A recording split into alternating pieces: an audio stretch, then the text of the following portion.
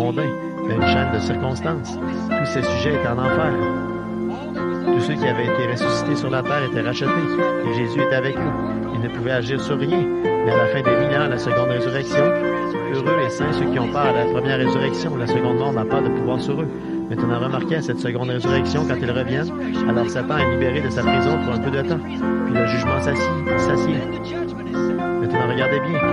Jésus avec l'épouse, en tant que roi et reine, se sont assis sur le trône pour le jugement du trône blanc. Et les livres ont été ouverts, les livres des pécheurs, et un autre livre a été ouvert, celui qui était le livre de vie. Et chaque homme a été ainsi jugé par l'épouse.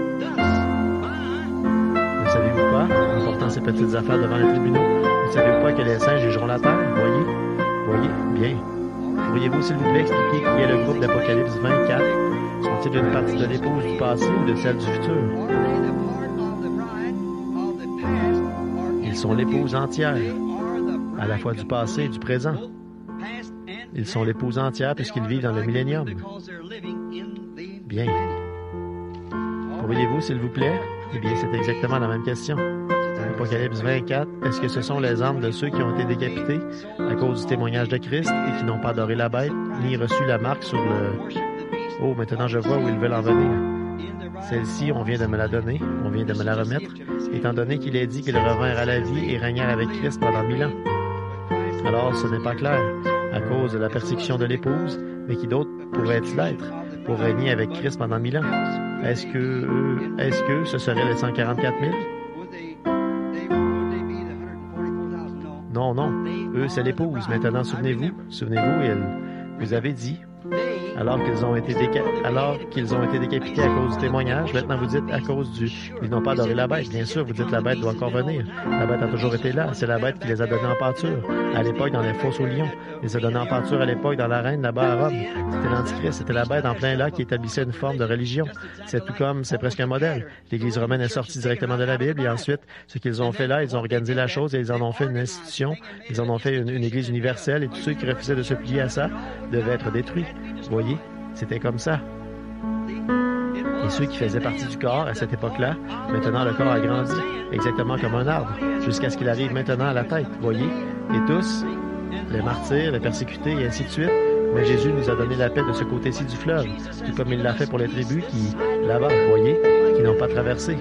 Bon, que puis-je faire pour lui? Devrais-je continuer à prendre soin de papa à la ferme?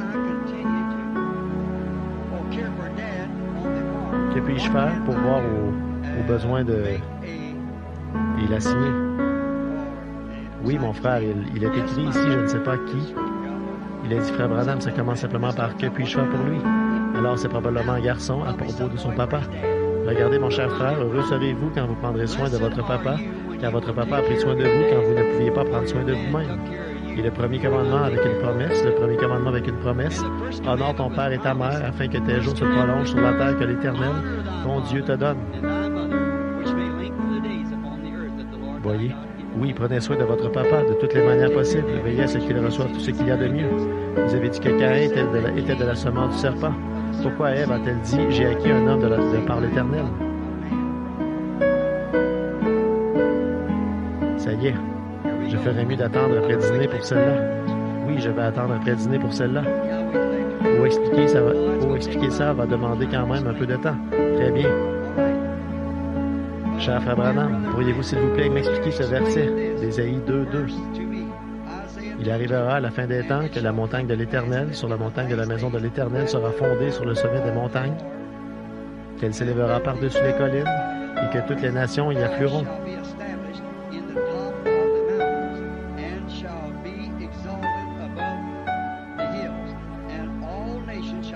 Oui, je l'ai fait dimanche il y a de ça 2 semaines, voyez, la maison de l'Éternel sera fondée sur le sommet des montagnes, et toutes les nations y afflueront. La grande, si vous avez la bande qui traite de la demeure future de l'épouse et de l'époux, ça l'explique exactement de cette façon-là. Oh là là, je ferais mieux de m'arrêter tout de suite, parce que, oh là là, frère, nous n'arriverons jamais à prendre toutes celles qui sont ici. Phew. Frère Branham, est-ce que... Voyons ce que c'est. Frère Branham, il est généralement cru par beaucoup de ceux qui suivent votre message que vous êtes le Messie de ce jour.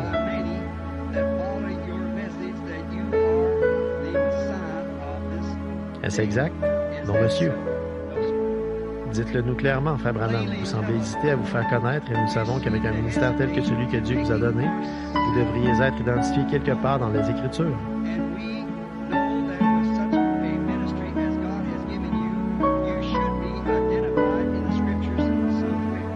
Numéro 2. Vous nous aviez dit dans quel but vous alliez en Arizona la première fois.